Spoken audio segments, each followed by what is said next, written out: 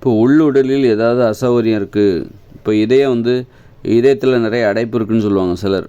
இப்போ பார்த்தாங்க, நிறைய ஆஞ்சியோகிராம்லாம் பார்த்தோம், இதயத்தில் நிறைய அடைப்பு இருக்குது அப்படின்னு சொல்கிறாங்கன்னு வச்சு, அப்போ இதயம் செயல்படுறதுக்கு சிரமப்படுதுன்னு வச்சுக்கோங்களேன்.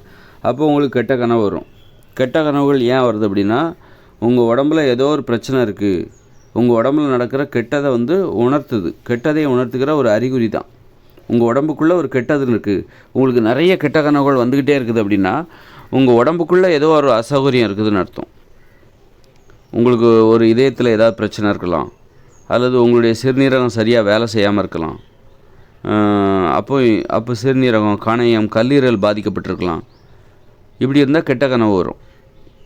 கெட்ட கனவுகள் எனக்கு அடிக்கடி வந்துக்கிட்டே இருக்குது அப்படின்னா, உங்கள் உள்ளுறுப்புகள் ஒழுங்காக வேலை செய்யலை, அது ஒரு காரணம். அதே மாதிரி நீங்கள் படுத்துருக்கீங்க, உங்கள் கையை தலைக்கு வச்சுட்டு படுக்கிறீங்கன்னு வைங்க, கையில் ரத்த ஓட்டம் போகாமல் இருக்குன்னா, அப்போ உங்களை எழுப்புறதுக்காக இந்த மாதிரி கையில் பாரு ரத்த ஓட்டம் போல், நீ கையை மடக்கி தலைக்கு வச்சு படுத்துருக்குற, உன் கையில் ரத்த ஓட்டம் போல பாரு, மரத்து போச்சு பாரு, நீ பாட்டுக்கு நிம்மதியாக தூங்கிட்டு இருக்க அப்படின்னு நம்மளை எழுப்புறதுக்காக தான் அந்த கெட்ட கனவு வரும். அது மாதிரி கெட்ட கனவுகள் அந்த மாதிரி தான் வரும். அதுபோல் இது வேறு ஏதாவது நீங்கள் உங்களுக்கு மூச்சு விட முடியல அப்படின்னா கெட்ட கனவுகள் வரும். மூக்கடைப்பு ஏற்படுதுன்னு வச்சுக்கோங்க. குளிர்ச்சியான உணவுகளை சாப்பிடுவீங்க, நைட்டு படுக்கும்போது பார்த்திங்கன்னா மூக்கடைப்பு ஏற்படும். அப்போது உங்களை எழுப்புறதுக்காக என்ன பண்ணும், அந்த கெட்ட கனவுகள் வரும். இது வெளியில் உள்ள சம்பவங்கள். வெளியில் நம்ம உடம்பு அசௌகரியமாக இருக்கும்போது கெட்ட கனவுகள் நம்மளை எழுப்பி விடும். அதே மாதிரி நம்ம உள்ளுடல் இதயத்தில் ஏதாவது இதயம் செயல்படுவதற்கு சிரமம் இருக்குது, இதயத்தில் நிறைய அடைப்பு இருக்குது, பிளாக் இருக்குது, இப்போ தான் போய் டெஸ்ட் பண்ணிட்டு வந்தேன் அப்படின்னா, உங்களுக்கு அந்த இதயம் செயல்படுவதற்கு அசௌகரியமாக செயல்படுகிறது, கஷ்டப்பட்டு செயல்படுது அப்படின்னா, உங்களுக்கு உணர்த்துகிற இந்த மாதிரி உனக்கு உடம்புக்குள்ளே ஒரு பிரச்சனை இருக்குது, ஒரு ஆபத்து இருக்குது, அபாயம் இருக்குது அப்படிங்கிறத உணர்த்துறதுக்காக உங்களுக்கு தூங்கும்போது கெட்ட கனவுகள் வரும். அதுவே முழிச்சிருக்கும்போது உங்களுக்கு ஏதாவது கெட்டது பற்றி உங்களுக்கு ஒரு மனசே நல்லா இருக்காது.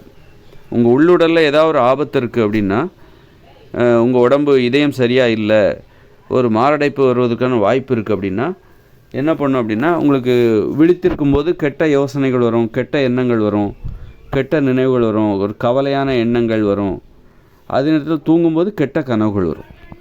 இப்போ உங்கள் கல்லீரல் ரொம்ப பாதிக்கப்பட்டிருக்கு, சரியாகவே வேலை செய்யலை அப்படின்னா நீங்கள் தூங்கும்போது உங்களுக்கு கெட்ட கனவு வரும்.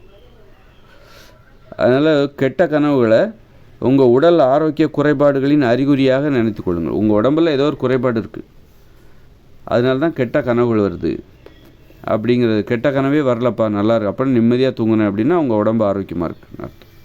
உடம்புக்குள்ளே ஏதோ ஒரு பிரச்சனை, அசௌகரியம், ஏதோ ஒரு சிரமம், ஏதோ ஒரு உறுப்பு ஒழுங்காக வேலை செய்ய மாட்டேங்குது, சிரமப்படுது அப்படின்னா அதனுடைய அறிகுறி தான் கெட்ட கனவுகள். அப்போ கெட்ட கனவு வந்துச்சுன்னா நிறைய பேர் பயப்படுவாங்க. ஐயோ எனக்கு அந்த மாதிரி கனவு என்ன ஆகுமோ, ஏதாகுமோ, யாருக்காவது நமக்கு எதாவது ஆகிடுமோ, அவங்களுக்கு இது ஆகிடுமோ, யாருக்கோ இல்லை உனக்கு ஏதாவது ஆகிடுமோ அப்படின்னு நீ பயப்படு. ஏன்னா உனக்கு தான் கெட்ட கனவு வந்தது, உனது உடம்புக்கு ஏதோ ஒரு அசௌகரியம் நடக்க போகுது.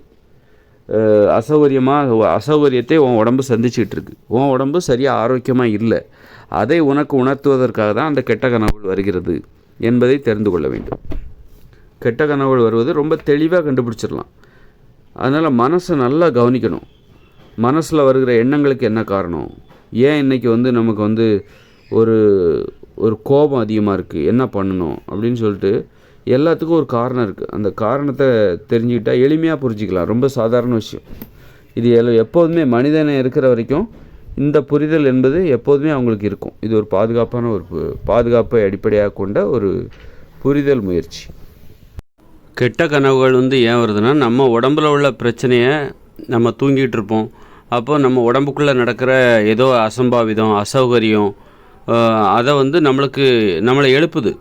இந்த உடம்பு நம்மளை எழுப்புது, நீ தூங்கிட்டு இருக்காத, இந்த பாரு உன் கையை நீ மடக்கி தலைக்கு வச்சு படுத்துக்கிட்டு இருக்க, அதனால் இப்போ உன் கைக்கு ரத்த ஓட்டம் போக மாட்டேங்குது, இது தெரியாமல் நீ தூங்கிட்டு இருக்கிற அப்படின்னு எச்சரிக்கை செய்வதற்காகத்தான் அந்த கெட்ட கனவுகள் வருது. கெட்ட கனவு வந்தால் யாருமே கண்டிப்பாக அப்படி தூங்கவே முடியாது, முழிச்சிருவாங்க கெட்ட கனவு வந்துச்சுன்னா.